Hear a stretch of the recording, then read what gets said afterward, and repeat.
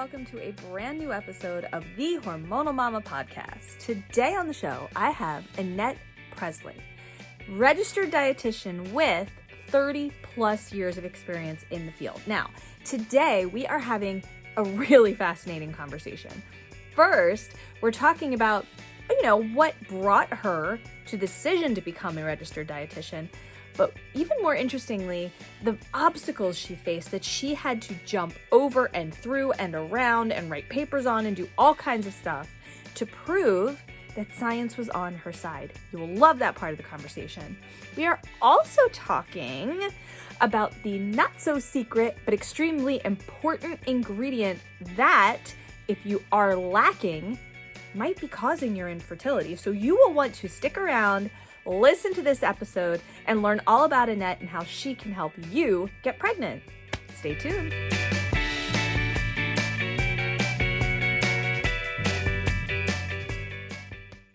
Hi, Annette. Welcome to the show. I am so excited to have you here with me today. Hi, thanks so much for having me. It is my absolute pleasure. I'm so intrigued by so many of the things that we talked about the last time we talked. And I just said to you before we recorded, there were a couple of things that I've been so excited to talk about again with you, because I think our audience needs to hear some of these things. So I'd like to just sort of dive right in by talking a little bit about what you do. You're a registered dietitian, but you're also a functional nutritionist. And I'd really like to hear a little bit more about two things, really. One, how you got started on this journey, because it's an interesting one. But also what the difference is between a dietitian and a functional nutritionist, if you could share that with me. So let's talk about it. Yeah, so I actually got into nutrition when I was 16. Wow. So we had, I grew up in the 80s, right? So we had aerobics class for PE, Mm-hmm. the leggings and all that. Oh yeah, the good stuff. Leg warmers. I miss those. And so I thought, oh, this is so much fun. I'd love to teach this. And so I would pick up Shape magazine at the grocery store periodically. But it was really the nutrition articles that fascinated me. And so when I went to college, I put nutrition down as my major, and nobody said I couldn't. Mm-hmm. Well, yeah. Yeah. And I had no idea there were actually jobs, or I had never heard of a registered dietitian. I just put it down, and they gave me a path. And then I took a nutrition class and found out about a dietitian, and I'm like, oh, I'm going to be that. Nice. And so I just kind of went with it. Mm-hmm. And 4 or 5 or 6 years later, I can't remember, I graduated, passed the RD exam, and there I am. And then 14 years into being a dietitian, I actually found out that I pretty much had a license to kill. Because the advice I was supposed to give out actually caused chronic disease and obesity. And so that was devastating to find out, that I'd spent so much time, teaching people how to die, essentially. Right. And I almost quit nutrition entirely because I was so angry. And I just figured, what's the point? It's all wrong. Right. But I really felt like God said, no, you can't quit. Somebody has to tell the truth. So I changed what I taught. That's kind of when I got into functional nutrition. I got away with it for about 3 years before the local dietetic association filed a complaint against me. Yep. This blows my mind. This story that you're about to share blows my mind. Yeah. And so they basically complained. They said I violated 3 of our ethics, which I didn't. But the basics of it was that I was telling people to eat saturated fat instead of vegetable fats, and they didn't like that. Mm-hmm. So they found me guilty as charged. It's so mind-boggling. I know, because we all know butter's better than margarine, but yes, we do. Anyway, but not everybody listens. Nope. And it tastes better too. That's for sure. So they asked me to write a paper on LDL cholesterol and explain why I was going to go back to recommending vegetable oils instead of animal fats. And I had already spent a year going over all the science on this, so I knew what it said. And so instead, I wrote a paper basically going through all of the science from the early 1900s to the present, demonstrating that we had no scientific support for our fear of saturated fat and cholesterol. Well, they really didn't like that, but Oh, it's they couldn't unbelievable, right? refute it. Yeah. Right. And so basically they accused me of or criticized me for asking my own questions instead of relying on the questions that had already been asked and answered. That's so And upsetting. I know, and I was just like, okay, this is science, and science is all about asking questions and challenging answers. I mean, Exactly. if we That's how you can't do learn. that, yeah, if we can't do that, it's not science, it's a religion. Mm-hmm. Right. And yeah, and so it was really eye-opening for me because I saw how the system works, or really how it doesn't work, and it's not serving the people. Right. And so I won the case because, I mean, the science was on my side. So, and they didn't really want to go to court and prove that, probably. Yeah, I can imagine. Yeah. So they asked me to use a disclaimer when I talked about fat. So the advice I give out on fat is not sponsored, approved, recommended, or endorsed by the FDA, the USDA, the NIH, or the AND. And you should consult with a physician before taking my advice. Oh, Yeah. that's upsetting. Yeah, now it's quite humorous because it actually had the opposite effect that they wanted it to. So I tell people that and they're like, oh, well, then I want to hear what you have to say. Exactly, right? Because they Yeah, know, because people are smart. And they know that, this nonsense, if you will, that they're spewing is harmful, and they want to know the truth. And you're yeah, there to say, well, this is the truth. This is the science. And we all know that science is the proof. I mean, this is what you're looking for. Here it is. That's crazy to me. yeah. So it was pretty nuts. And actually, about 6 months later, they filed another complaint. But because I'd been using the disclaimer, my organization defended me. So, That's great. That's so great. I yeah. mean, it's so bonkers to me that they would require you to have that disclaimer. It's bonkers to me that they challenged you in the first place when everything that you're teaching people is fact.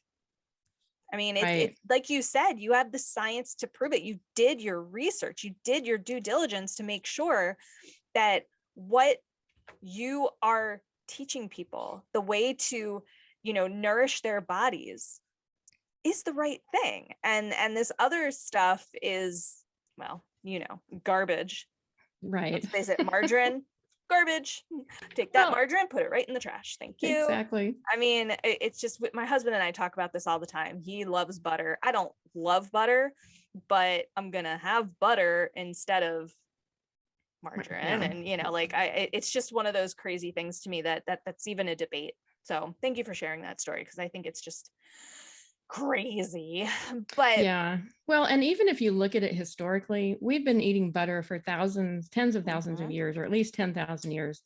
And then all of a sudden, 100 years ago, it starts killing people. I mean, right. that really does not make any sense. It doesn't. It absolutely doesn't. Yeah. Are there, that's one of those, interesting things to me that I always find fascinating, where it's like, okay, so this has been something that we've been eating or doing or using or whatever throughout history. I understand wanting to make things better. I understand wanting to make things work better. And in some instances, sure, but certain things, it's like, why, it's why, I can't think of the phrase right now, but why, Why fix it if it's not broken? thank you. That was the phrase. I'm like, what is it? I'm sitting here trying to think in my brain, what am I trying to say? That's exactly right. Why fix something that isn't broken? What's the point? So I'm really glad that you took your research and you said, oh, you're going to file a complaint. Well, I'm going to defend what I have learned and what I am teaching people. And look what's happening. People are listening because they know that what you're saying is the truth. And that's very powerful. There is a story that you shared with me the last time we spoke that it still kind of blows my mind, that I think is pretty incredible. You do a lot of work with women going through infertility. and you do a lot of work with helping them make choices, basically, to help their fertility. But before we talk about that, I would really like you to share the story of how that, how that got started for you, because I think it's a really, pardon the terminology here, but I think it's a magical story. It really is. There's something about it. When you told me about it the last time, for a couple of weeks, I would think about it and be like, God, that's incredible. That's just so amazing. So if you could share that story, I know it relates to church and it relates to your, experience in your church. Share that story with me if you wouldn't mind. Yeah. So I was at church one day and God told me to go tell this girl, Sharon, that I could help her get pregnant. And of course, my first reaction was, I can't do that. I mean, who does that? Right. Like, what? Like, I don't even know if she's trying to get pregnant, Right. And I avoided it for about 4 weeks. And every week I'd get the same message, go tell Sharon you can help her get pregnant. And so finally, I'm just like, okay, I'll do it. Keep getting this message. Maybe there's something to it. And so I go up to her and I'm kind of eyeing the exits just in case I need to leave quickly. But I go up to her and I'm like, okay, Sharon, if you're trying to get pregnant and it's not working, I can help you. And she took a step back and her eyes got really big and she was like, we've been trying to get pregnant for almost 2 years. And we decided we didn't want to do IVF, which is in vitro fertilization. And so I was so relieved. I'm just sure. Like, oh, yeah. Good. She's not afraid. I can help you. Right. That's awesome. Yeah. And so we got together. I found out she had an iodine deficiency and she was eating the wrong kinds of fats. So I tweaked a few things in her diet, had her take a few supplements, and she was pregnant in 3 months. Is that amazing? I mean, I have no words, because I think that, that there's sort of two parts to that both make me kind of go, what? And one, it's that powerful message that you just kept getting. Like, there's a reason you kept getting this message. Mm-hmm. You know what I mean? It didn't continue to come to you for no reason. Obviously, right. You weren't like, oh, okay. Well, and she didn't turn around and say to you, okay, I'm not trying to get pregnant and I don't know why you think you could help me. No, because she knew there was a reason for that. So that part is really cosmic. Pardon my lack of a better word, but that's the first thing that comes into my head. And then the second part of that, as someone who went through infertility and couldn't get answers and nothing was working, it's powerful to me to hear that a change in nutrition, a change in nourishment could make such a huge difference. I mean, that's something so powerful that now, now that I've gone through my infertility journey, I've learned so much more about infertility. This is what I do for a living now. It's pretty incredible to hear a story like yours, where someone who has the training in nutrition and the research and the knowledge and all of these things. I mean, what an incredible story. So 3 months, and you helped her discover this deficiency, change the fats and everything that she was putting into her body, and boom, this miracle that she had been struggling with for so long. I mean, that's just and so I don't even know if incredible. I told you this part, but she was also diagnosed with the beginning stages of cervical cancer. Oh my goodness. And when she went back to the doctor and found out she was pregnant, there was no sign of the cervical cancer. How incredible is that? And I mean, I'm pretty sure it was the iodine. And that's just something people don't think about, It's just something, because just as a side note, I think people tend, maybe that's not true. I was going to say people don't tend to think enough about the foods they're putting into their bodies, but I think people, I want to say, are starting to pay more attention and listen to people like you who have this wealth of knowledge about it. Something like iodine. Who thinks about iodine? I mean, you do, obviously, but You're right, but most people the don't. average person, who thinks about that? And to discover that you have an iodine deficiency, it's not just like, oh, I didn't even know about iodine. Wait a minute, I'm deficient in this mineral. Like, what are you talking about? and then you discover changing that. And then, I mean, to see no signs of cervical cancer when it was there, that's, oh, you're blowing my mind over here. I just think that's so incredible. I know, I mean, and it's such a simple fix. yeah. And a that's lot of times it really is that simple. But you just have to test for it. Right. And that is a really frustrating thing for me, that, you know, like I talk all the time about how much I love the reproductive endocrinologists that I saw when I was going through my own journey, but nobody tested much outside of, you know, my reproductive hormones and my husband's, you know, semen analysis. That's it. That's pretty much it. There was no other testing. There was no testing for, other than vitamin D. I think that was the one like vitamin testing that the second doctor did. I just think that's something really interesting that is simple. Like you said, it's just simple, straightforward. And look what you did for this woman. I mean, that's incredible. That's absolutely incredible. One of your big talking points, something that, you know, I really wanted to ask you about, is why your genes, GENES, let's specify that, not the jeans that you wear, very important, why your genes do not have to determine your destiny. And the other part of that is how to turn off the genes that block baby making. I put that in quotes because I like that phrase, baby making. It kind of makes me laugh. So tell me a little bit about that. Yeah, so we all have our genes that we're born with, and they don't change unless you move to the moon or somewhere in outer space, apparently. Well, who knows? Right. But for right now, we're all pretty much earthbound, right? Exactly. So we have the genes, and a lot of people think, you know, my genetics, I can't do this, I can't do that, whatever. But actually, our genes do not determine our destiny. And so it's actually our lifestyle.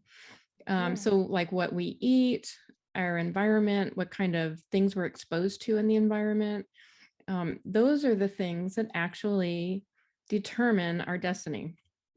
And those are things we can change. And so by eating the right foods, getting rid of toxins and different things like that in the environment, we can actually turn on the genes that help you make a baby. And we can turn off the genes that block baby making. I mean, again, it's one of those things. It's so simple, you know, It's so simple. I mean, obviously it's not like, oh, here, done, sold, everything's perfect. No, but right. It requires a little bit of effort, but right. You know, a lot of doctors, they don't think nutrition matters, or they don't think, you know, changing anything in your environment is going to change anything. And it absolutely does. Oh, it for sure does. How could it not? That's something that, again, that's one of those other things that blows my mind all the time, because the things you put in and on your body, when I say, you know, this is speaking, you know, as an esthetician, you know, as a skincare expert, someone, you know, we talk about what we put in our body and we talk about what we put on our body. And in a lot of ways, they're one and the same. And the truth is, these things do matter. I can't even wrap my mind around someone saying that the things you're putting into your body, what planet right. are you on? Like, I don't understand. What? So I think that's super important, and something really fascinating that, you know, we do tend to think our genes, what we're born with, is, you know, determines the rest of our life, or our destiny, as you said. And that's not really true. It just isn't. We can absolutely change that. And we have a lot more control than we think we do. That's a fact. That's a fact right there. And I'm going to write that down. We have a lot more control than we think we do. And I mean, I don't know. Look at me. I'm just like, because can't think of the words right now. Don't mind me. But I think that that's just something really, really important that people gloss over. And like I said, I know, like, for years and years and years, nobody talked about nutrition. You know, dietitians, you know, were like you said, like, you never had heard of a dietitian. I have a couple of friends who are dietitians, and this is their life's work. And the thing that I'm noticing as I'm getting older, or as the world is changing, I don't know, I'm discovering more and more dietitians who want to help women in different ways live better lives, healthier lives, solve some of these diseases like infertility. I mean, infertility is a jerk. And if you can take care of your body and learn how your body works and the right things to do, I mean, I just think that that's incredible. And I think another part of it too, which is really great news, is that infertility is not your fault. So many women internalize that and they think, I did something wrong. I ate that donut when I was 12. They just try to find anything. And it's really not your fault. The problem is that the environment is no longer a match for your biology. Right. Oh, well said. Yeah. And so we just have to fix, and so that will manifest in some people as infertility. It'll manifest in others as heart disease. It's all of these things. And yeah, infertility is, I don't know if I can swear on this show, but it's a bitch. Fine. That's fine by me. Yeah, it is. It absolutely is. It's horrendous. And again, that's coming from someone who went through it. I didn't know before infertility what a bitch it is, but you know what?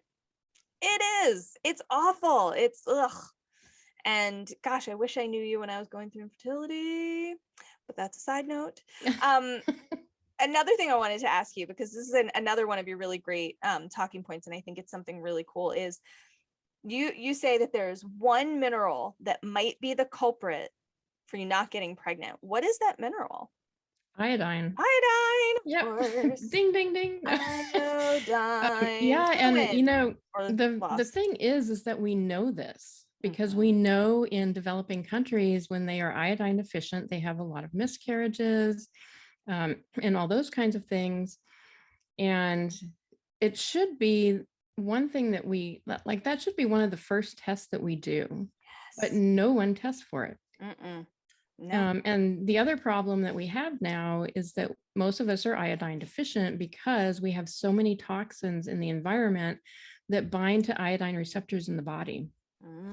And so a lot of people think, the iodine is just associated with the thyroid, but the ovaries are the second highest concentration of iodine in the body.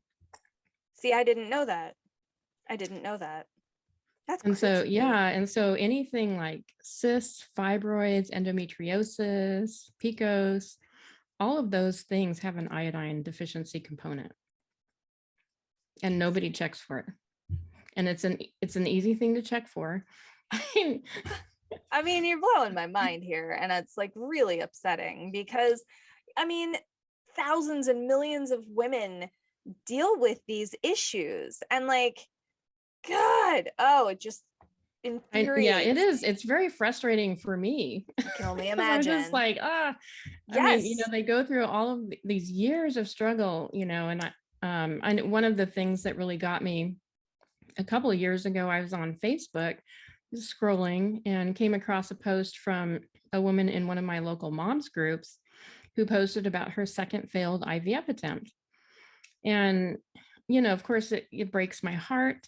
But I'm reading the comments, and some women were on their 9th cycle. And I just thought, oh my God, like this is, it's insane that so many women are going through this. I had no idea that there were so many. I really didn't know. And I just fell on the floor and cried. And I thought, God, we have to do something because this is, being a mother is wonderful. And it should not be this hard.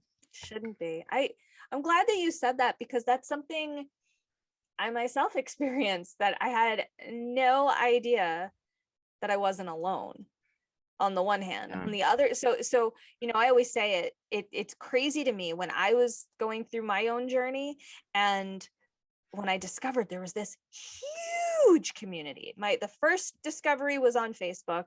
The second discovery was on Instagram. And when I discovered the enormous number of women in the infertility community, two things happened for me. On the one hand, I took this deep sigh of relief in saying, oh, I'm not alone. And on the other hand, I got like, oh my God, there's a lot of us, way more than there should be. Yeah. And I think that if more people, well, two things. One, if more people were aware of this iodine issue, a lot could be done. And the second part of that is if more doctors took that seriously and paid attention to it and could do that testing from the start, might be able to help way more women avoid fertility treatments, financial loss because of the enormous cost of fertility treatments, all of these things. So and that's miscarriages. Oh, right, exactly. All of these horrible things that no one should have to go through. So that's really fascinating to me that, well, not only that iodine is that important, really, but that nobody talks about it. Yeah. Like, And even in is it a breast secret? cancer, it's one of the causes of breast cancer, and nobody talks about it. Are you, see, that's another one I didn't know. And it makes sense now that we're talking about it though. But look at this. I'm like, it is very frustrating. And I talk about it all the time. And, people look at me like I'm a crazy person. Not this girl. But you're not a crazy person at all. I think it's amazing that what I think is amazing is that you've spent so much of your career learning about this and doing the research and, giving this information to women so that they can help solve this. I hate to call it a problem. It's so much worse than that. yeah, I think that's really incredible. I want to ask you what the Mommy Maker method is, because I know that's a program of yours and I would really love to hear about that. Yeah. So it's spells mommy. Of course. I like it. Because that's how I roll. I like it. Well, nothing wrong with that. I think it's perfect. Right. So the first M is you want to minimize toxic exposure. The O is you want to optimize nutrition and genetic expression. M is you want to maximize mental and spiritual well-being. And then M, you want to make yourself a priority. Mm-hmm. And then Y, you want to say yes to rest. Isn't that? That's important. Yeah, and everybody skips that one. Of course. Who has time for rest? Right. Nobody. But it's so important. It's such a huge part of basically, I mean, it's a huge part of overall health anyway. But man, if you want your body to do this thing that I'm going to put this in quotes, supposed to do, at least that's how it felt for me when I was going through all this, you have to take care of yourself. And part of taking care of yourself is rest. My kids are 2.5, and this is a whole conversation that my husband had with my daughter tonight, putting them down for bed. She has these glow in the dark pacifiers that she loves, and my husband, quote, charges them by shining the flashlight on his phone on them to charge them for her. But she didn't want to go to sleep. She did not want to lay down tonight. And he was telling her, how daddy charges your pacifiers. It's the same thing for you. When you go to sleep, you recharge your batteries. And she kind of looks at him like, the heck are you talking about? I'm 2.5. I don't understand. But the logic was there. If you're not getting that rest, everything else you do is pointless.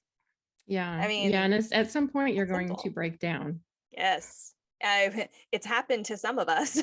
Right. And when that happens, I mean, all bets are off. It's misery. And it's not just that, you're stressed, you're not getting enough, rest because, it can truly, this is going to sound so dramatic, and it can truly ruin your life. That just, it's really great. I think that all of your steps are so amazing, but that one, like you said, most important one, people skip it. Rest. Yeah. So important. Nobody wants to slow down. No. And we live in that kind of society, it just is what it is. But if you give yourself a chance to slow down a little bit, I mean, I know because I didn't give myself any rest or break at all for like a year. I was just like boom, boom, boom, going all the time. And my husband said to me, he was like, you would need to take a break. you need to do something to take care of yourself. And I was like, I don't have time. I don't have time. And I made the time. And is it perfect? No, because nothing is. But once I gave myself a break and then started sort of putting rest into my schedule, you know, building it into my schedule, it's completely changed everything. So when it comes to infertility or mommy making. Yeah, there you go. I'm used to saying baby making. I'm not used to saying mommy making. I like that. I like that title, and I love that it's an acronym. That's just so fantastic. Yeah, and I even came up with a Y word. Right? I mean, it's always when you think you're like, oh, I don't know, what am I going to do for this one? And then you're like, oh, there it is, incredible. And it is incredible. And I'm so excited about that.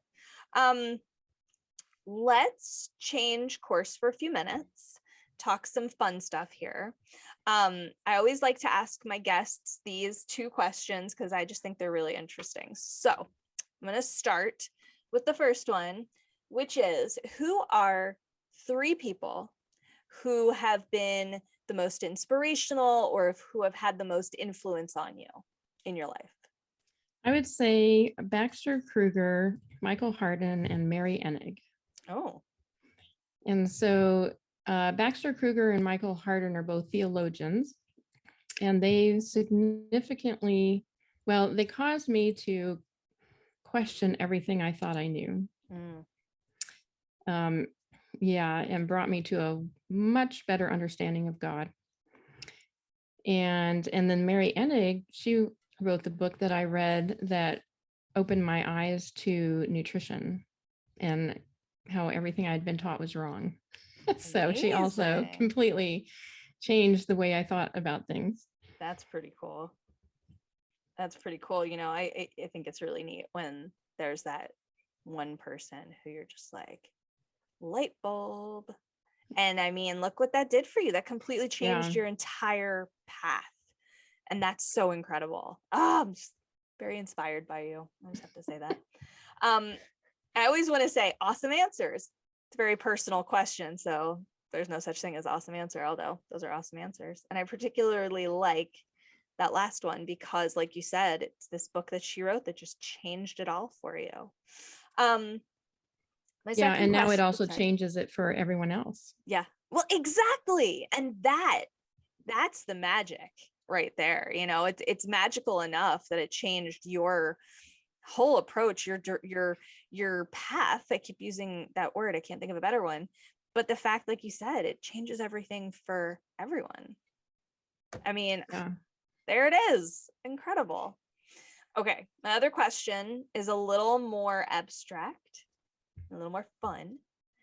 It might make you think a little bit harder. I have made people think really hard on this one. If you could have, I use dinner party as my go-to, but it doesn't have to be a dinner party. This can be, you know, a walk. It can be a stroll through the park. It can be a brunch, whatever activity or thing you enjoy. If you can invite 3, I'm going to say people, but they don't have to be people. They can be imaginary characters. They can be, you know, animated characters. They can be animals. It doesn't matter. It can be anything or not. They can be spirits, ghosts, whatever, anything you want. Okay. 3. And 3 is just a number I like. If you need to do 10 or you only have 1, that's fine too. So who would those 3 be and why? So they would be J.K. Rowling, Lazarus, and my grandpa. Okay. J.K. Rowling, because I love Harry Potter. You're not alone there. Yeah. And I just think she has so much insight into love, grace, and just all kinds of, there's so many incredible lessons in those books, especially I think for today, with the crazy that we're dealing with right now. It is, no matter how you look at it, it's all crazy. Yeah. Well, so I think she was just spot on. Lazarus, because I can't imagine what it would be like to be in the grave for 4 days and then come back to life. and and of course he was really close to Jesus. So it would just be a really interesting conversation. Oh yeah, for sure.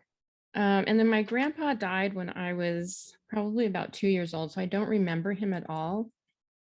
And I would really, and I know that the one regret that he had about dying was that he wouldn't be there for me and my brother, or my sister who he didn't know yet. But yeah, so I would just love to get to know him. Wouldn't that be amazing? I love answers like that, because I asked myself these questions and my answer was my great grandfather, because I never met him and I heard a lot of amazing things about him. So I can relate to that in a way. But how incredible would that be? You know, I always think about this dream dinner party and I'm like, I ask everyone this question and I wish I could be like, granted, here is your dinner party. But I, unfortunately, am not a genie, so I cannot do that, sadly.